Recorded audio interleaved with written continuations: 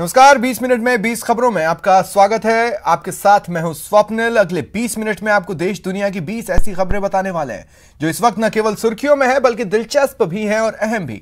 तो शुरू करते हैं 20 मिनट में 20 खबरों का सिलसिला। सबसे पहले राजस्थान की वो कौन कौन सी खबरें इस वक्त अहम है, जान लीजिए। शनिवार से अगले 40 दिनों तक इंदिरा गांधी नहर के पानी पर पुलिस का पहरा रहेगा और पुलिस की जिम्मेदारी होगी कि पानी की एक एक बूंद की रक्षा करने की। इसके लिए 8 थानों कोलायत, बज्जू, पूगल, लूड़, करणसर, नाचना, चूरू, मोहनगढ़, रामगढ़, खाजूवाला की पुलिस के साथ ही 30 RAC जवान भी तैनात रहेंगे। साथ ही बीकानेर, चूरू, हनुमानगढ़, जैसलमेर के कलेक्टर SP भी इसकी निगरानी करेंगे। नहर पर संबंधित क्षेत्र के अधिशासी अभियंता, अधीक्षण अभियंता रेगुलेशन गश्त करेंगे।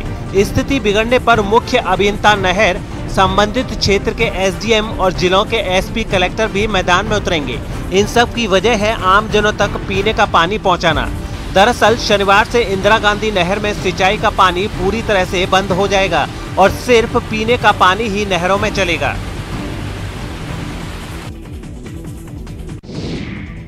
प्लेटफॉर्म पर पीने वाला पानी, वो भी टॉयलेट के टेप वाला।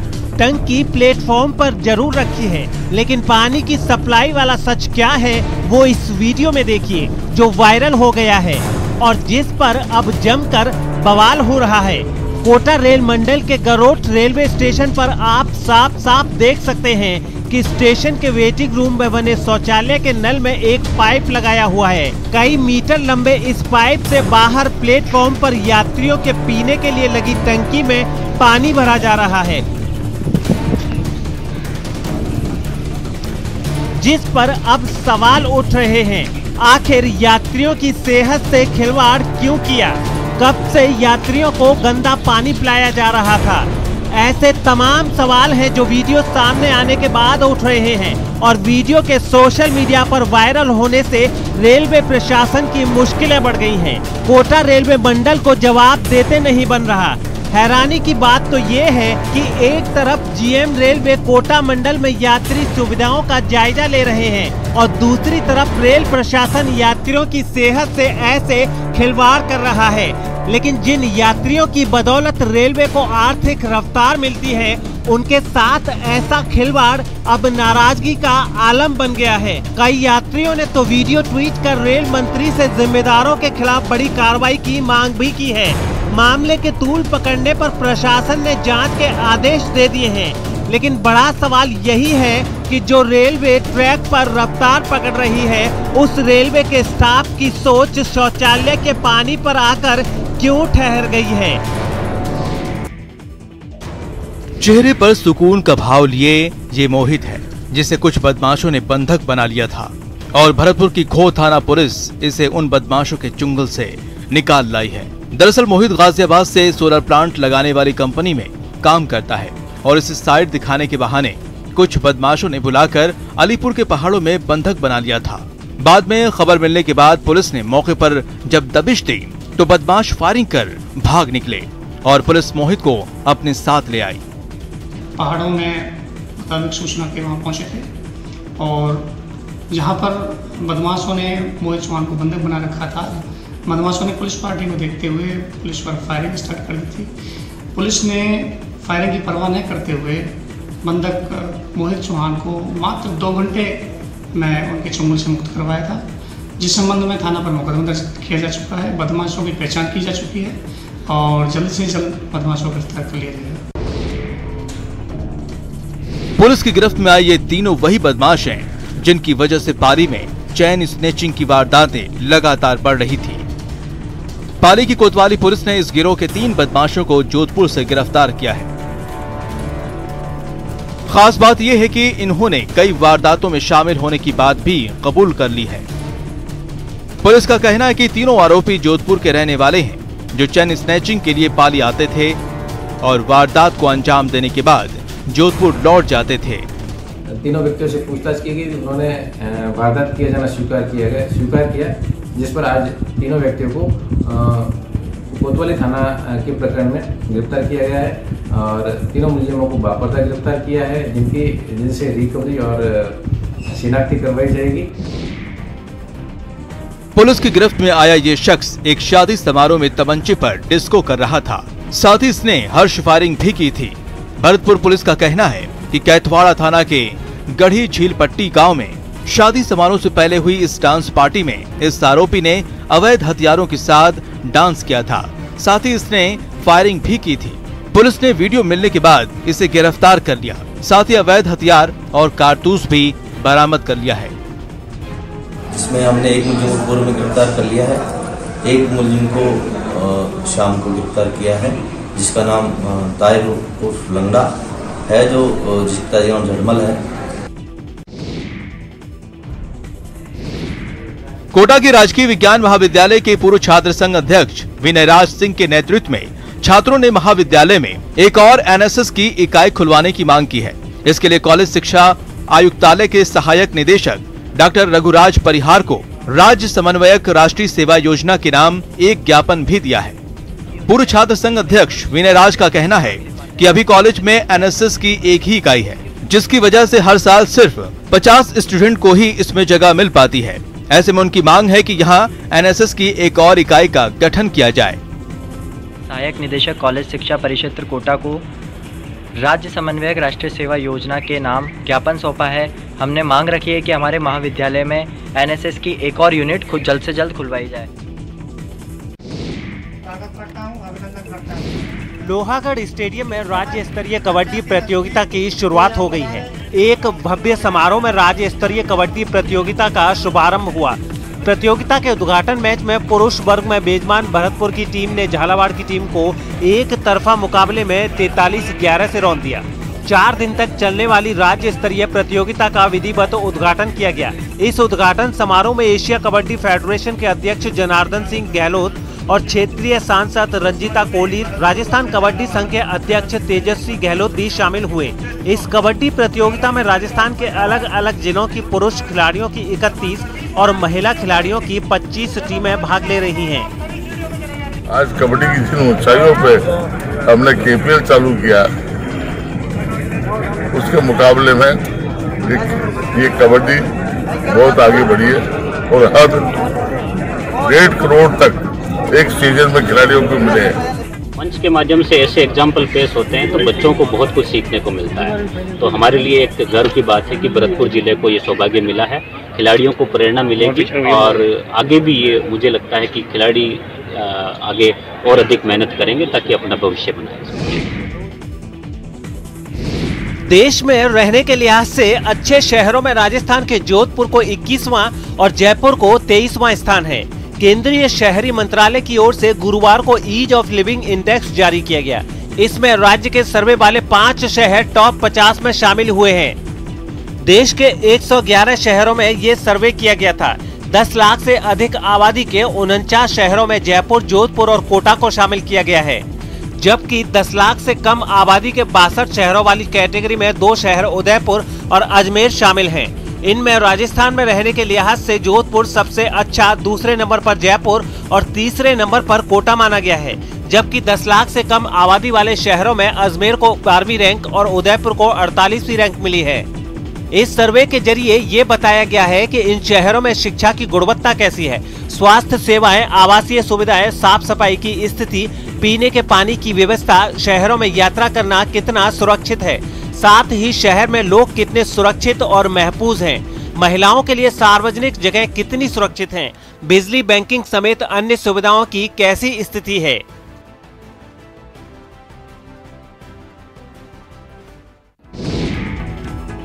फिल्म निर्माता एकता कपूर ने अजमेर के ख्वाजा गरीब नवाज की दरगाह में चादर पेश कर अकीदत का नजराना पेश किया है। एकता कपूर ने यहां मन्नत का धागा भी बांधा। एकता कपूर ने पहले ही कहा था कि वो अपनी आने वाली web series the married women की रिलीज से पहले ख्वाजा के दरगाह में चादर चढ़ाने जाएंगी। एकता कपूर के दरगाह में आने की सूचना पर उनके प्रशंसक उनकी एक झलक देखने के लिए बेताब दिखे। कड़े सुरक्षा बंदोबस्त के बीच एकता कपूर ने यहाँ जियारत की। इस दौरान एकता कपूर को उनके खादिम ने जियारत कराई और बाद में दस्तार बंदी कर तवर्रुक भेंट किया। आपको बता दें कि एकता कपूर की गरीब नवाज में गहरी आस्था है और वे समय समय पर दरगाह शरीफ आती हैं और मन्नत रखती हैं। साथ ही दुआ कबूल होने के बाद एकता वापस अजमेर शरीफ आती हैं और गरीब नवाज का शुक्राना भी अदा करती हैं। और 20 मिनट में 20 खबर में अब देख लेते हैं कुछ दूसरे राज्यों की खबरें। विपक्ष शासित प्रदेश पंजाब, छत्तीसगढ़ और केरल ने अभी भी कोवैक्सीन को लेकर अपना मन नहीं बदला है, जबकि कोवैक्सीन बनाने वाली कंपनी भारत बायोटेक ने तीसरे फेज के क्लिनिकल ट्रायल का डेटा जारी कर दिया है, जिसके मुताबिक कोवैक्सीन 81% असरदार है। पंजाब, छत्तीसगढ़ और केरल का कहना है कि उन्हें भारत बायोटेक के डेटा पर भरोसा तभी होगा जब drugs controller general of India Bharat biotech की कोवैक्सीन को वैक्सीनेशन के लिए औपचारिक अनुमति न दे। इन प्रदेशों की सरकार का कहना है कि वो DCGI के ऐलान का इंतजार कर रहे हैं और इस ऐलान के बाद ही वो अपने यहाँ वैक्सीनेशन के लिए कोवैक्सीन के इस्तेमाल की अनुमति देंगे।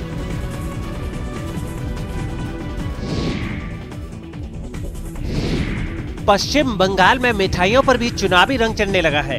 राज्य में इन दिनों बीजेपी और टीएमसी के नेता ताल ठोक रहे हैं, जिनकी सभाओं में जय श्री राम और खेला हौबे जैसे नारे खूब गूंज रहे हैं। और इस दौरान कोलकाता की एक मिठाई की दुकान ने भी चुनावी माहौल में लोगों के मुंह में मिठास घोलने के लिए इन्हीं नारों को चुना है। यहाँ खास तौर पर कुछ ऐसी मिठाइयाँ तैयार की गई हैं जिन पर जय श्री राम और खेला हौबे जैसे नारे लिखे गए हैं। इसके अलावा मिठाइयों पर बीजेपी, टीएमसी और लेफ्ट के चुनाव चिन्ह भी नजर आए। इस बार के चुनाव में प्रधानमंत्री और ममता बनर्जी के बढ़ते क्रेज को देखकर स्पेशल संदेश भी बनाए गए, जिन पर इन दोनों की तस्वीर दिखी। कोलकाता में एक ऐसी दुकान है बलराम मलिक साहब की, जो इस चुनावी हिंसा के बीच में भी कहीं ना कहीं मिठास भरने की कोशिश करते हैं। प्रधानमंत्री मोदी का भी संदेश है, ममता दीदी का भी। बंगाल का पॉलिटिक्स में जितना भी करवाहट हो, बंगाल अपना मिठास कभी नहीं खोएगा। बंगाल में तीखे बयानों और कड़वाहट से भरे वार पलटवार के बीच चुनावी रंग में रंगी ये मिठाइयां लोगों को मीठा संदेश देती हैं। माना जा रहा है कि जैसे जैसे चुनाव की तारीख नजदीक आएगी, इन मिठाइयों की डिमांड और ज्यादा बढ़ेगी।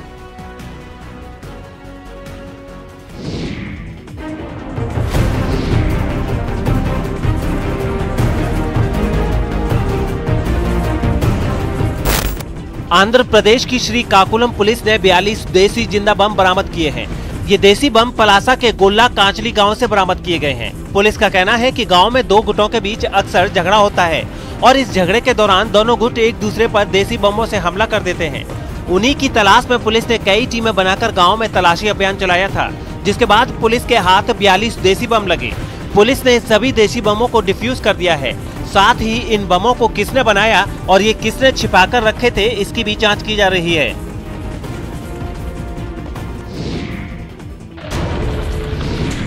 टिहरी गढ़वाल के सतपुली वन रेंज में भीषण आग लगने से आसपास के गांवों में अफरा तफरी मच गई।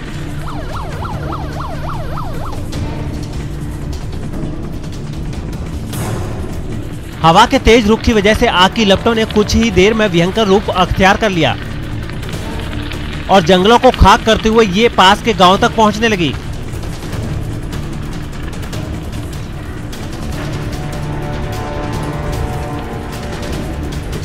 हालांकि आग की सूचना मिलते ही वन विभाग सतपुली की टीम ने मौके पर पहुंचकर आग बुझाने की कोशिशें शुरू कर दी थी।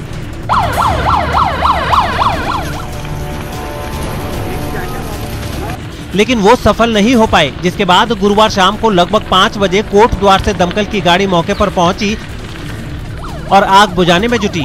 यहाँ के लोगों का कहना है कि अक्सर यहाँ के जंगल धू धू कर जलने लगते हैं और आग में कई बार लोगों के घर भी जल जाते हैं, लेकिन प्रशासन की तरफ से उन्हें कोई मदद नहीं मिलती।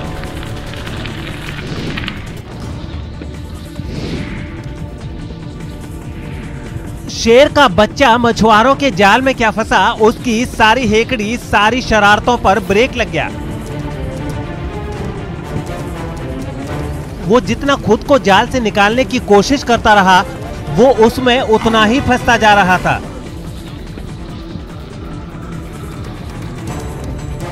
सोशल मीडिया पर वायरल ये तस्वीरें गुजरात के राजुला रेंज की हैं, बताया जा रहा है कि यहाँ मछुआरों ने सूखने के लिए खंबे पर जाल डाल रखा था। इसी दौरान ये शेर का बच्चा खेलते खेलते यहाँ आ गया और इस जाल में फंस गया। खास बात ये है कि इसकी माँ भी कुछ देर में यहाँ आ गई। इस बीच 2 वन्यकर्मी भी वहाँ पहुँच गए थे और इस शेर के बच्चे को जाल से बाहर निकालने की कोशिश शुरू कर दी थी। खास बात ये है कि पास बैठी शेरनी इस पूरे रेस्क्यू ऑपरेशन को देखती रही और जब वन्यकर्मियों ने शेर के बच्चे को बाहर निकाला तब जाकर शेरनी की जान में जान आई।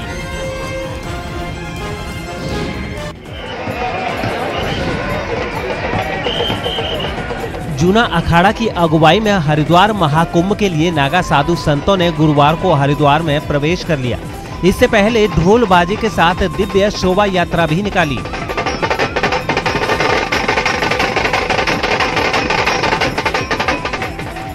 वेद मंत्रोच्चार और हर हर महादेव के जय घोष के बीच यहाँ अद्भुत नजारा नजर आया। इस दौरान नागा सन्यासियों की जमात और उनके हैरत अंगेज करतब भी रोमांचित कर देने वाले रहे। जूना अखाड़ा के साथ साथ हरिद्वार में महाकुंभ में पहली बार किन्नर अखाड़ा ने भी प्रवेश किया। इस मौके पर किन्नर अखाड़े के सदस्य काफी खुश नजर आए। उन्होंने कहा कि सनातनी परंपरा में शामिल होने पर उन्हें काफी खुशी हो रही है।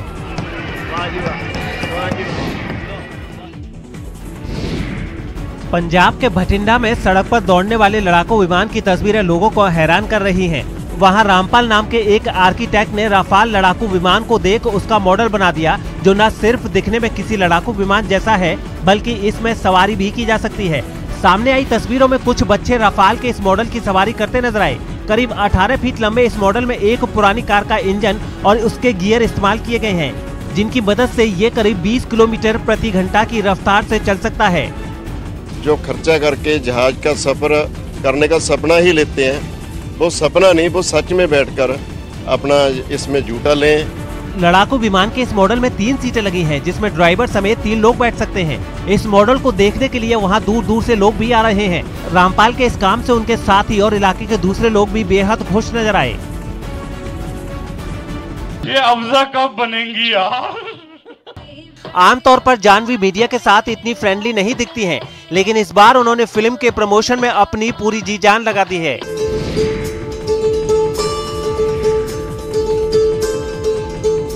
कश्मीर घाटी में खुद को ट्यूलिप फूलों के बीच पाना एक सपने के साकार होने के जैसा होता है।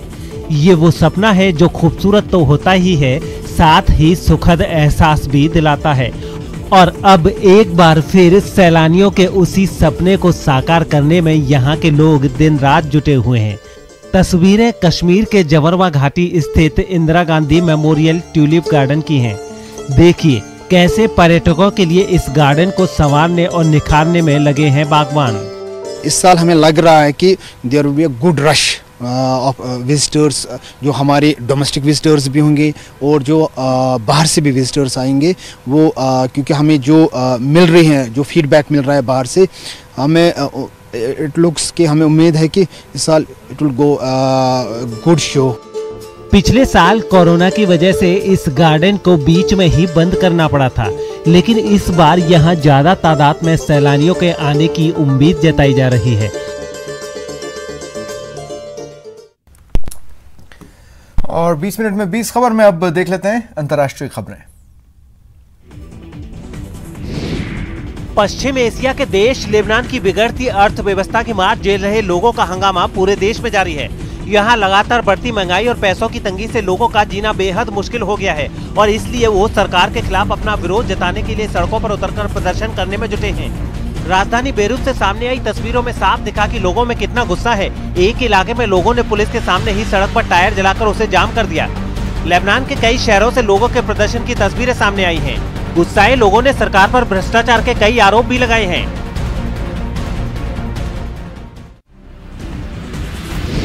ग्रीस में रिक्टर स्केल पर 6.3 की तीव्रता का ऐसा ताकतवर भूकंप आया कि वहां तो लोग दहले ही। भूकंप के झटकों ने कोसोवो, मोंटेनेग्रो और अल्बानिया जैसे देशों को भी हिलाकर रख दिया। कुदरत के इस कहर की जो तस्वीरें कैमरे में रिकॉर्ड हुई हैं, उनमें दहशत के वो चंद पल साफ नजर आए। कपड़ों के एक स्टोर से सामने आई सीसीटीवी फुटेज में रैक बुरी तरह हिलते दिखे। वहां काम कर रही एक महिला पहले तो कुछ समझ ही नहीं पाई लेकिन जब जमीन ने डोलना बंद ही नहीं किया तो वो जान बचाकर भाग खड़ी हुई। एक वीडियो में एक घर का सामान भी भूकंप के झटकों में थर-थर कांपता नजर आया। भूकंप लोगों का तो बाल भी बांका नहीं कर पाया, लेकिन उसके तांडव ने सालों से मजबूती से टिकी इमारतों को मिट्टी में मिलाकर रख दिया। कुछ घरों की दीवारें तो ऐसे चकनाचूर हुई कि उनके आर पार सब नजर आने लगा। अंदर रखा सामान भी तहस नहस दिखा। लाखों की गाड़ियों का भी कचूमन निकल गया। प्रकृति ने लोगों को तो बख्श दिया, लेकिन उनके सिर से छत छीनकर ऐसा गहरा जख्म दिया जो शायद मरते दम तक उन्हें कचोटता रहेगा। फिलहाल इतना ही। नमस्कार।